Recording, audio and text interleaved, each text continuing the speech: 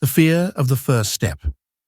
Neha had always dreamed of working in a big company, but there was one problem: English. She was good at her job, had the right skills, and worked hard, but every time she saw an email in English, she felt nervous. Whenever a meeting happened, she stayed quiet, afraid that if she spoke, she would make mistakes and embarrass herself. She wasn't always like this. As a child, she loved learning English in school. She enjoyed reading simple stories and writing small essays. But as she grew older, she realized that knowing English and speaking English were two different things. In school, there were no real conversations, just textbook exercises. But in the real world, people spoke fast, used idioms, and had different accents. The biggest turning point came when she applied for a job at a well-known company. She passed the technical interview easily, but then came the HR round, where she had to introduce herself in English. "Tell me something about yourself," the interviewer asked. Neha's hands became cold, her throat felt dry, and her mind went blank. She had prepared her answer, but now her nervousness had erased everything. Somehow, she managed to say a few sentences, but they were broken, full of hesitation. The interviewer smiled politely and moved on, but Neha already knew the result. She didn't get the job. That day, she felt terrible. Not because she wasn't capable, but because of one thing: her fear of speaking in English. She realized that if she didn't fix this, she would keep losing opportunities. So, she made a promise to herself. No more running away. No more excuses. It was time to take the first step.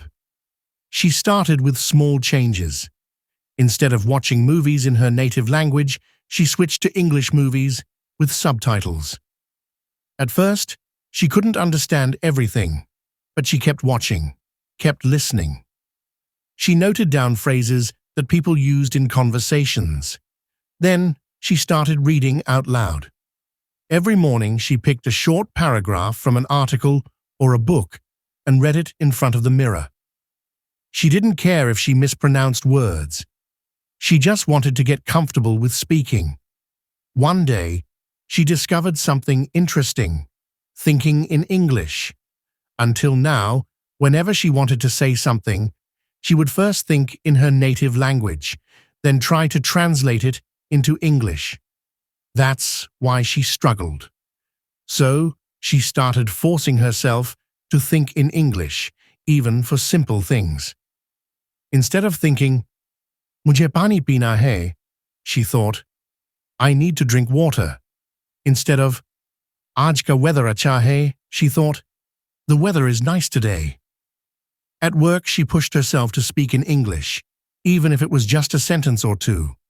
Instead of replying to emails in Hindi, she started writing in English. She also made a bold decision. She joined a small English-speaking group. Every evening, they practiced speaking on different topics. The first time she spoke, her voice trembled. She made mistakes, but no one laughed. In fact, they encouraged her. That day, she realized something: people don't care if you make mistakes. They care if you try. Months passed.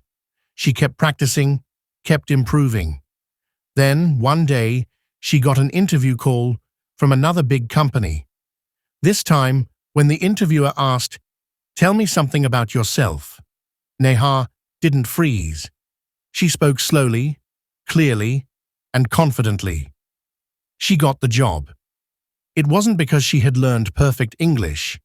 It was because she had learned not to be afraid.